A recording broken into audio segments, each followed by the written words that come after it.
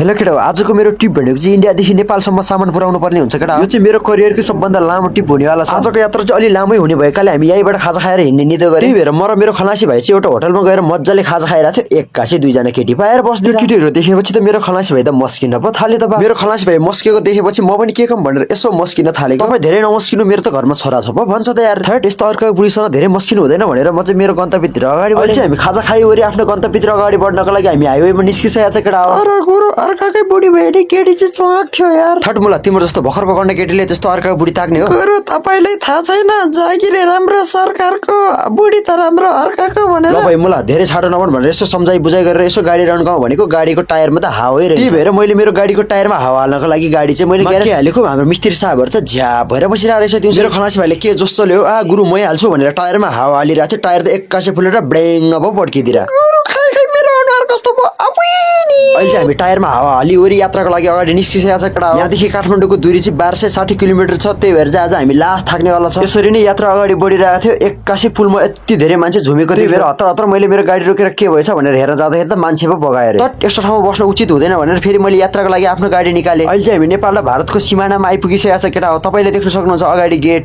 Finally अहिले चाहिँ म नेपालको भन्सार चेकपोस्टमा आइसकेको छ केटा हो। तपाईँले अगाडि देख्न सक्नुहुन्छ यत्रो ठुलो चेकपोस्ट। मैले चाहिँ यो सामान ल्याए बापत नेपाल सरकारले कर तिर्नुपर्ने हुन्छ केटा हो। त्यही भएर चाहिँ मैले मेरो गाडीलाई चाहिँ भन्सार कार्यालयतिर हालेँ। अहिले चाहिँ भन्सारमा मेरो सामानको कर तिरिवरी यात्राको लागि अगाडि बढिसकेको छ केटा हो। बिचरा मेरो खलासी भाइले चाहिँ अघि नै भोक लाग्यो भन्दै थियो। त्यही भएर मैले गाडी होटलभित्र हालेर चाउमिन मगाएको। ठ्याक्कै चाउमिन त ल्याइदिरा।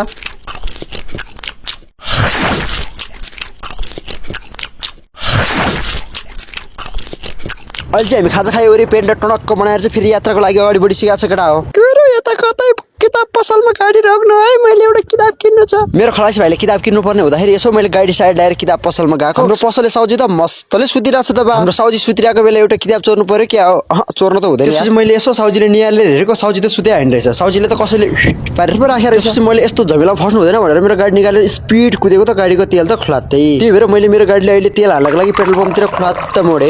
अहिले चाहिँ हामी यात्राको क्रममा एउटा सानो सिटीमा आइपुगेका छौँ केटा। यहाँ भन्दा त चाहिँ बजार सकेको छैन थाहा छैन केटा हो। त्यही भएर चाहिँ हामी अब यहीँ खाजा खानु पर्ने हुन्छ। त्यही भएर मैले हतार हतार गाडी रोकेर स्पिड कुद्दै गएर चाउमिन अर्डर गरेको एकछिनमै पो ल्याइदिन्छ त बा। ओहो यस्तो तातो चाउमिन त खाइहाल्नुपर्छ भनेर त्यसपछि मैले नि लाम खान थालेँ।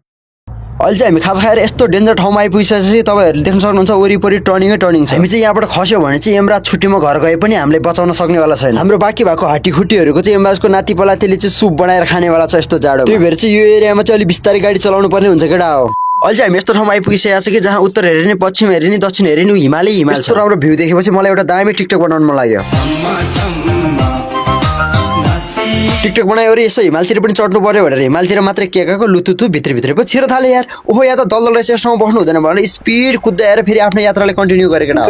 यता कतै रोक्नु न यार, कि हिमाल चढेको लास्टै चिसो भयो यार, चिया खाउँ। ओके छ त मेरो भाइ। मेरो खलासी भाइले के चिया खाउँ मात्रै भनेको, ठ्याक्कै होटल पो आइदिरा। मलाई पनि लास्ट जाडो भइरहेको थियो। त्यही भएर मैले पनि हतार हतार गाडी रोकेर स्पिड चिया खान पसलतिर लागेँ। आहा यस्तो चिसोमा यस्तो तातो ओ माई गड, मजै बेग्लै छ यार। अहिले चाहिँ हामी चिया खाइवरी जिउले तातो बनाएर फेरि यात्राको लागि अगाडि बढिरहेको छ केटा। धेरै चिसोले होला भर्खर मात्र चिया खाएको, त्यही पनि मेरो भोकै मेटेन यार। खलासी भाइ अब चाहिँ हामी अगाडिको बस पार्कमा खाना खानु पर्छ है। हुन्छ गुरु, यहाँ त हिमालको सिन हेर्दै बब्बाल मिठो खाना खान पाइन्छ। खलासी भाइ मेरो चाहिँ अब मजाले हिमालको सिन हेर्दै खाना खाने प्लानिङ भएर मैले गाडी चाहिँ बस पार्कतिर मोडेँ। अलिअलि सिमसिम पानी परिरहेको थियो। त्यही भएर चाहिँ मैले हतार हतार गाडी लिएर स्पिड होटलमा गएर थुक्पा मगाएको। थुक्पा त मगाउने बित्तिकै बुलाइदिन्छ त बा। ओहो यस्तो तातो थुक्पा त खाइहाल्नुपर्छ भनेर मैले सम्ल्याङ खान थालेँ।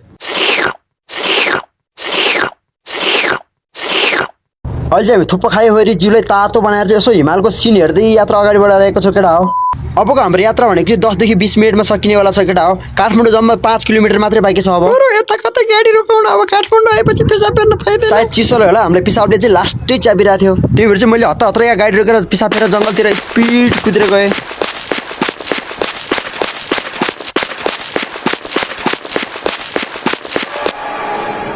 भूत भाग केटा भाग, ध्यान छ भाग पिसाबले गर्छु मेरो भाग। गुरु तपाईँ किन यसरी कुद्दै आउनु आएको भूत भूत भूत भूत रहेछ यार त्यहाँ त भूत रहेछ यार झन्डै मारेको यार मलाई त च्याप्पै समातिसकेको थियो म त ऊ छिटो यस्तरी कुदिरहेको यार ओहो तेरो गुरुले झन्डै मारेको यार सातो गएछ मेरो त त्यही भएर मेरो आँखा रिम रिम रिम रिम भइरहेछ दिमागले केही सोच्न सकेको छैन मलाई सायद अघिको भूतले तर्सायो होला मेरो मन मस्तिष्क दिमाग हात सबै थरथर कामिरहेछ यार कता कता यो सामान आज मैले काठमाडौँमा पुर्याउन सक्दैन कि जस्तो लागिरहेको थियो दिमागले सोच्न छोडिसकेको थियो हातले स्ट्रिङ काट्न छोडिसकेको थियो भन्दा भन्दै ऊ